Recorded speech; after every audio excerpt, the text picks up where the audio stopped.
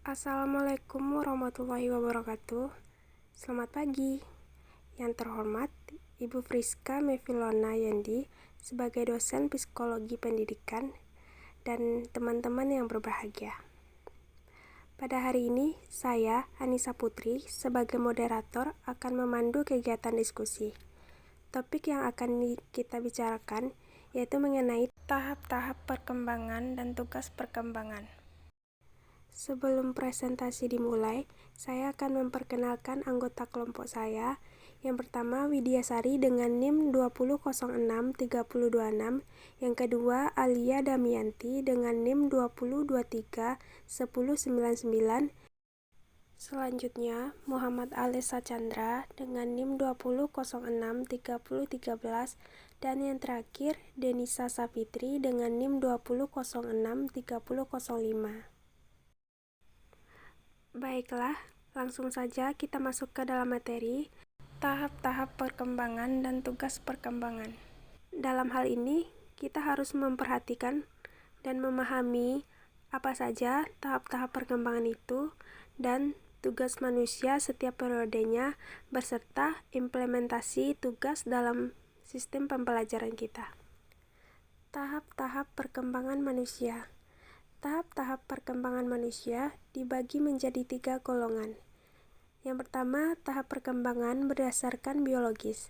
Adapun para ahli yang berpendapat mengenai tahap perkembangan secara biologis ini adalah Aristoteles.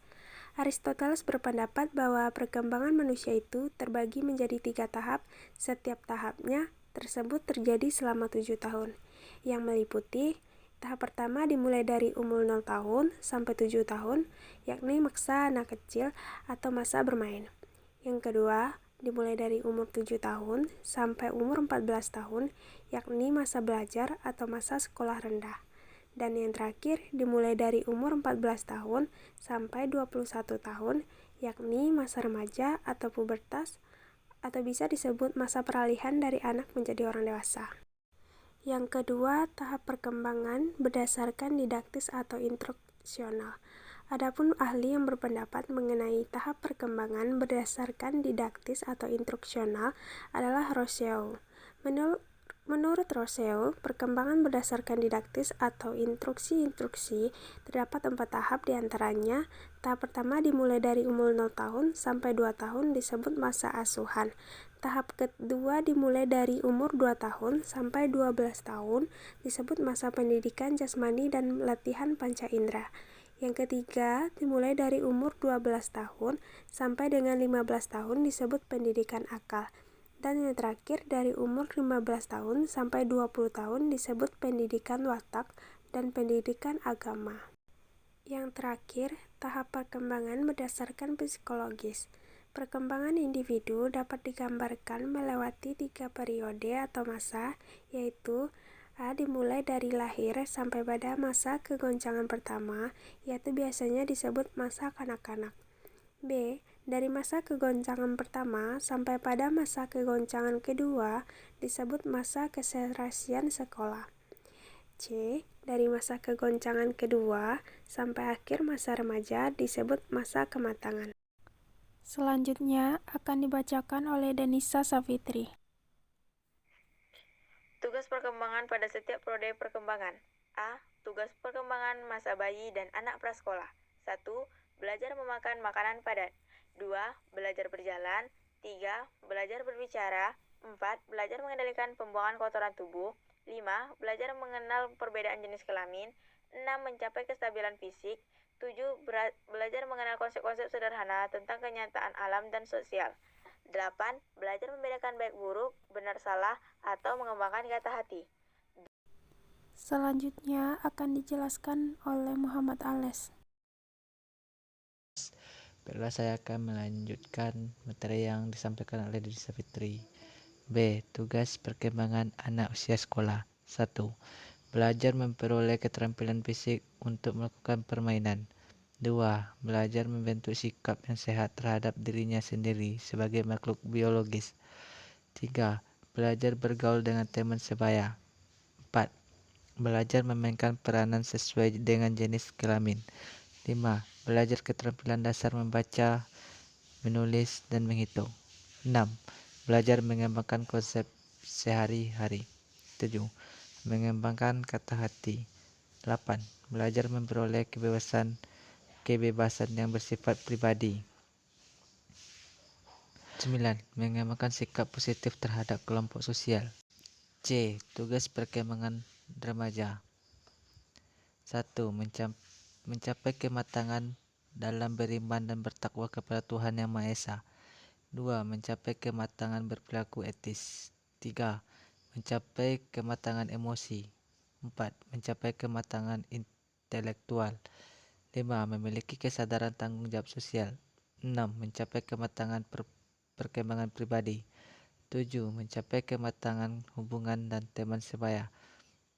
8. Memiliki kemandirian perilaku ekonomis. 9. Mencapai kematangan dalam pilihan karir. 10. Mencapai kematangan dalam kesiapan diri untuk menikah dan hidup berkeluarga. Perkenalkan, nama saya Alia Demianti. Saya akan membacakan materi selanjutnya, yaitu tugas perkembangan dewasa awal. Ada beberapa, yaitu yang pertama, memilih pasangan hidup. Yang kedua, belajar hidup dengan pasangan nikah. Yang ketiga, memulai hidup berkeluarga. Yang keempat, memelihara anak. Yang kelima, mengelola rumah tangga. Yang keenam, mulai bekerja. Yang ketujuh, bertanggung jawab sebagai warga negara. Yang kedelapan, menemukan kelompok sosial yang serasi. Selanjutnya akan dijelaskan oleh Widyasari. Materi selanjutnya, implementasi tugas perkembangan dalam pembelajaran. Adapun prinsip perkembangan yang perlu dipahami untuk dapat menyelenggarakan pendidikan berbasis pada perkembangan meliputi: yang pertama itu perkembangan fisik, kognitif, dan sosioemosional, merupakan domain yang paling berkaitan. Perkembangan dalam satu domain dapat mempengaruhi dan dipengaruhi oleh perkembangan pada domain lainnya. Poin yang kedua, perkembangan terjadi dalam urutan yang relatif teratur dengan kemampuan, keahlian, dan pengetahuan yang terbentuk, kemudian akan didasarkan pada keahlian, kemampuan, dan pengetahuan yang sudah diperoleh sebelumnya. Pengetahuan tentang perkembangan khas dalam rentang usia ini bisa menjadi kerangka umum untuk menjadi pedoman guru dalam mempersiapkan lingkungan belajar. Poin yang ketiga, variasi individual mengkarakterisasi perkembangan anak.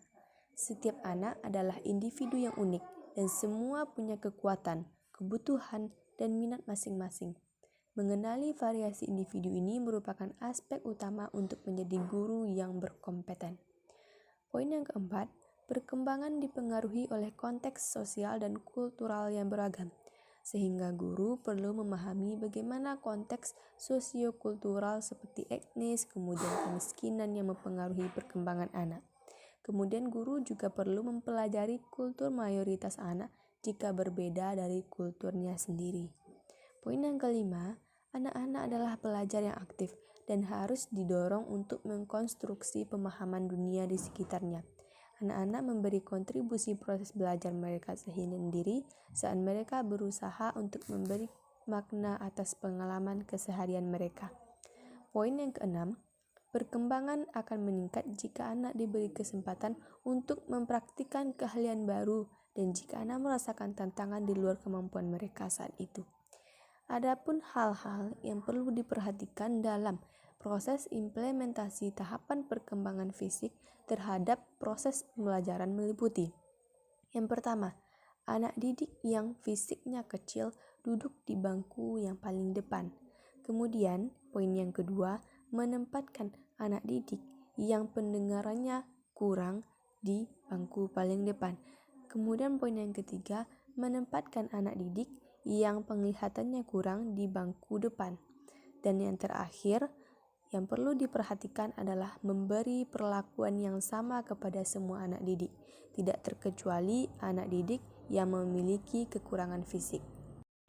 Demikianlah presentasi kami. Sebelumnya saya memohon maaf kepada Ibu Friska dan teman-teman apabila di dalam penyampaian tadi ada beberapa kata yang salah atau pernyataan yang kurang berkenan.